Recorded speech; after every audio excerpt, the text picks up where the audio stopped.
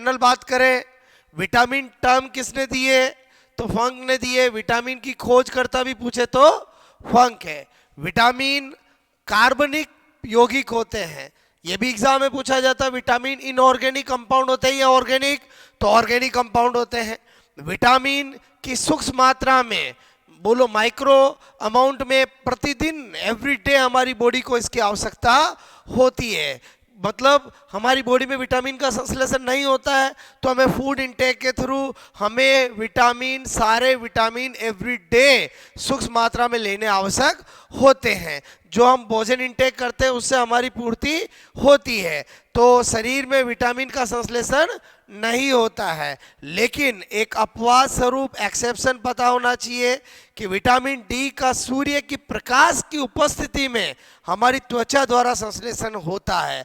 कभी भी एग्जाम में पूछा जाए कि त्वचा द्वारा सूर्य के प्रकाश की उपस्थिति में किस विटामिन का संश्लेषण होता है, तो विटामिन डी आंसर होगा उसका। ओके, तो ये जनरल बातें करी। नेक्स्ट अगर हम देखें क्लासिफिकेशन विटामिन का, तो दो कैटेगरी है, एक फैट सोलेबल और एक वाटर सोलेबल, यानी एक वसा विले विटामिन और एक बोलो जल विले विटामिन। अगर हम बात करें बोलो फैट सोलेबल विटामिन, तो विटामिन ए, डी, ई, के।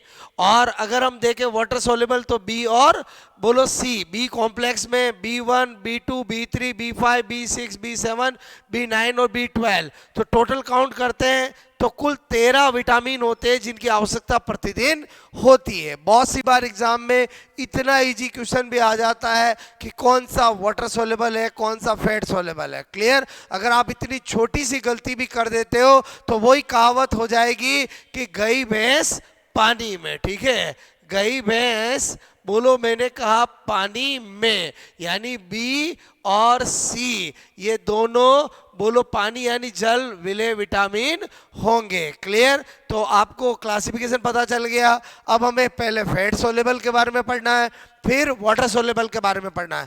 दोस्तों कभी भी किसी भी विटामिन के बारे में सबसे पहले दो इंफॉर्मेशन तो पक्का याद होनी चाहिए। एक तो उसका केमिकल नेम क्या है और एक उसका डीडी यानी डेफिशिएंसी डिजीज, कमी से होने वाले रोग पता होने चाहिए। अगर कोई स्पेसिफिक सोर्स है या कोई स्पेसिफिक नेम या पॉइंट है वो भी आपको उससे पता होना चाहिए। तो हम उसी पॉइंट ऑफ से स्टडी कर रहे हैं। विटामिन ए रेटिनॉल या रेटिनेल, और इसकी कमी से एक होता है रतौंधी, नाइट ब्लाइंडनेस, और एक जीरोप्थेल्मिया। इस रतौंधी के अंदर रात में साफ दिखाई नहीं देता है और जीरोप्थेल्मिया के अंदर कॉर्निया में ड्राइनेस आ जाती है। क्लियर?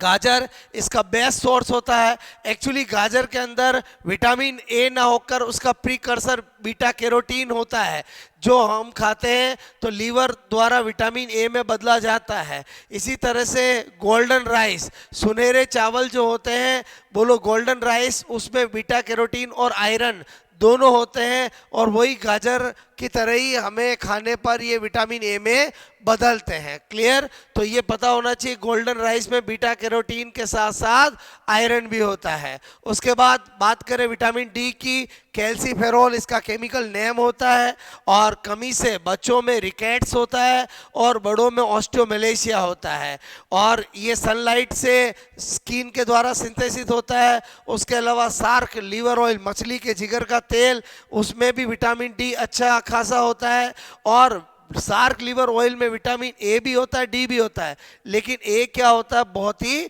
कम मात्रा में होता है। तो अगर पूछा जाए सार्क लीवर ऑयल या मछली के जिगर के तेल में कौन कौन से विटामिन होते हैं, तो ए और डी होते हैं। मुख्यतः कौन सा होता है? विटामिन डी होता है। ओके, उसके बाद बात करते हैं विटामिन ई, टोकोफेरोल कहते हैं। केमिकल नेम आपको सारे में अभी ट्रिक से याद करा दूंगा। उसके बाद स्टेरिलिटी, बंध्यता होती है इसकी कमी से, इसे फर्टिलिटी विटामिन भी कहते हैं, और इसे एंटी स्टेरिलिटी विटामिन भी कहते हैं। कोई भी विटामिन हो, उसकी कमी से जो रोग होता है उसके आगे एंटी लगाकर उसका नाम बनाया जा सकता है। जैसे आपको कभी एग्जाम में पूछा जाए एंटी रिकेट्स किस विटामिन का नाम होता है, तो एंटी रिकेट्स आपको पता होना चाहिए विटामिन डी का नाम होगा। क्लियर? इसी तरह से इससे स्टेरिलिटी होती है, तो एंटी स्टेरिलिटी या फर्टिलिटी विटामिन इसी को कहते हैं, इसी को ब्यूटी विटामिन भी कहते हैं। इसलिए आपने देखा होगा जितनी भी क्रीम आती है बोलो जो चेहरे पे लगाई जाती है उनमें विटामिन ई बोलो बोलो कंपनियां वाला उसको फेमस करता है, क्योंकि विटामिन ई को ही ब्यूटी विटामिन कहते हैं। और विटामिन के फाइलोक्विनोन इसका केमिकल नेम है। डीडी इसकी कमी से रक्त का थक्का डिले इन ब्लड क्लॉटिंग होता है।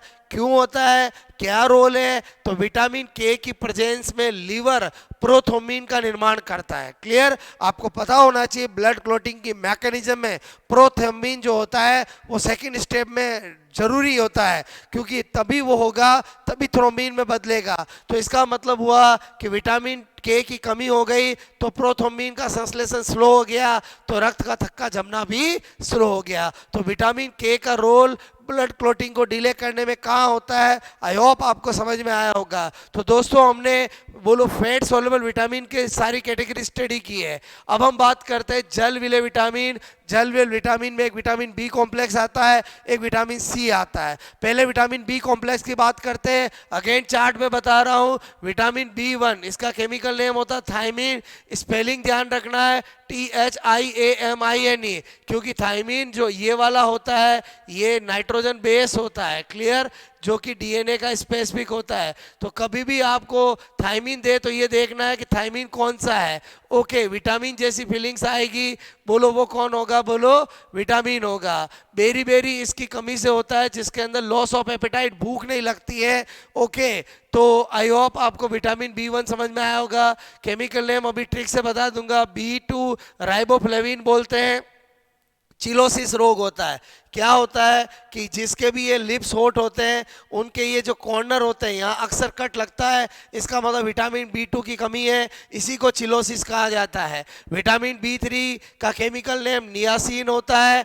ओके, और या निकोटिनिक होता है, और इसकी कमी से पेलाग्रा रोग होता है। पेलाग्रा रोग बोलो को 3D या 4D डिजीज भी कहते हैं, क्योंकि जो भी व्यक्ति को पेलाग्रा रोग होता है उसमें धीरे धीरे पहले डर्मेटाइटिस होता है, त्वचा रूखी होने लगती है, पपड़ियों की तरह उतरने लगती है, फिर अगेन डी उसको धीरे धीरे डायरिया होने लगता है, और फिर उसको डिमनेशिया थोड़ी यादाश्त कम हो जाती है, तो इसलिए 3D कहते हैं। और बोलो लेटर ऑन उसकी डेथ भी हो जाती है, इसलिए कुछ 3D और कुछ 4D मानते हैं। क्लियर, पेलाग्रा रोग बोलो किस विटामिन से होता है, विटामिन बी3 की कमी से होता है। तो एंटी पेलाग्रा कौन सा विटामिन हुआ, नियासिन बोले या विटामिन बी3 बोले, एक की बात होता है। विटामिन बी5 की बात करें, पेंटाथिनिक, इसको इसका केमिकल नेम होता है डर्मेटाइटिस, वही स्किन का रुका होना।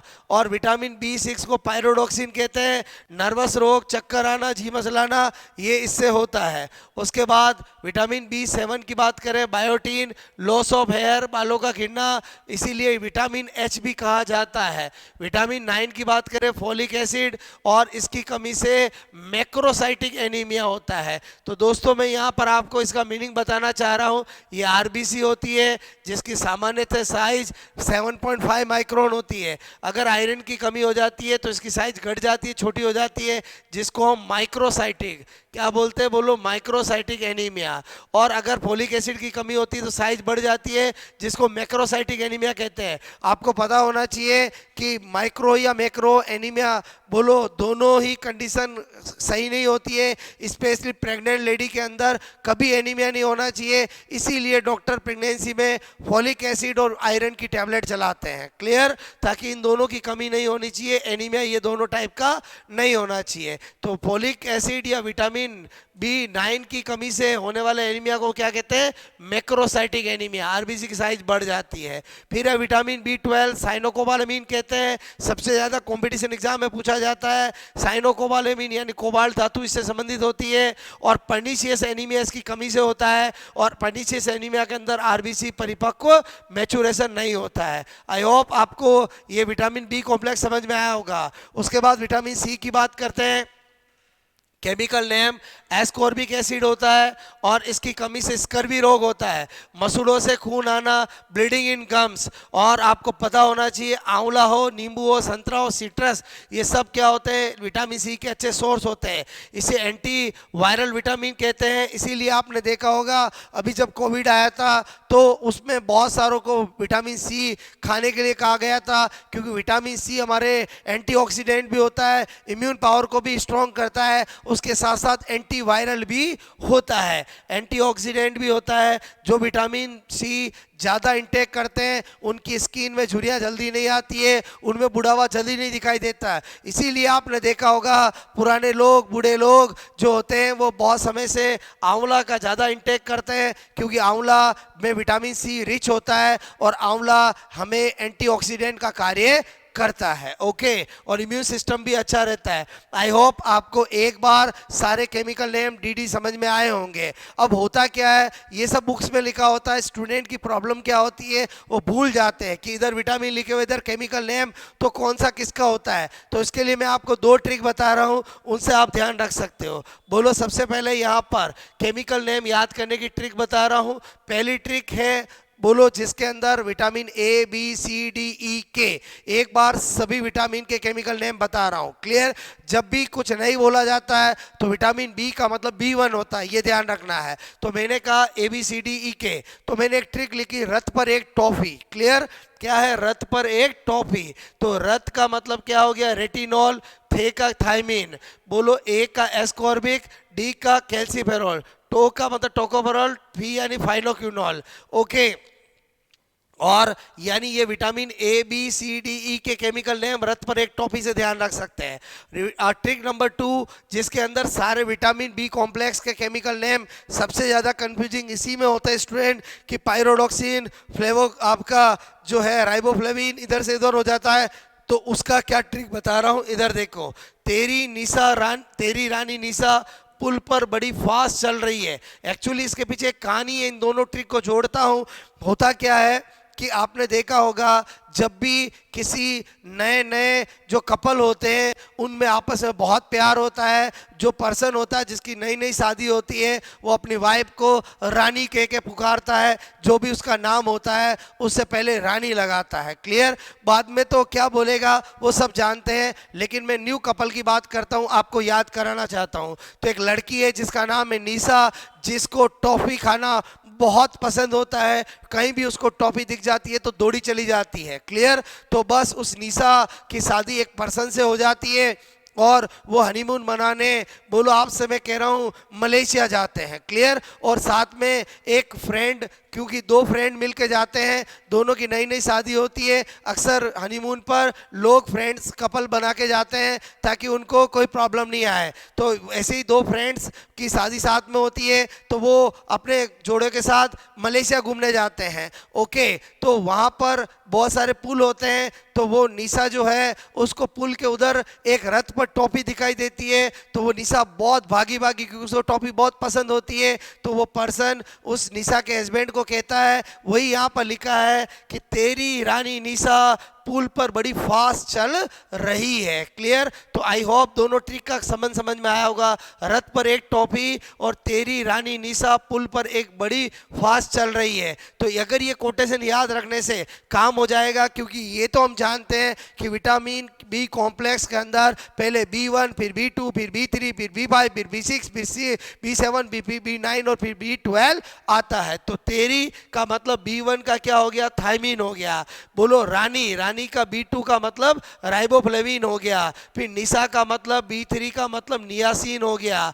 पुल का मतलब B5 का मतलब पेंटाथेनिक अम्ल हो गया। बोलो पर का मतलब B6 का मतलब पायरोडॉक्सिन हो गया। बड़ी का मतलब B7 का मतलब बायोटीन हो गया।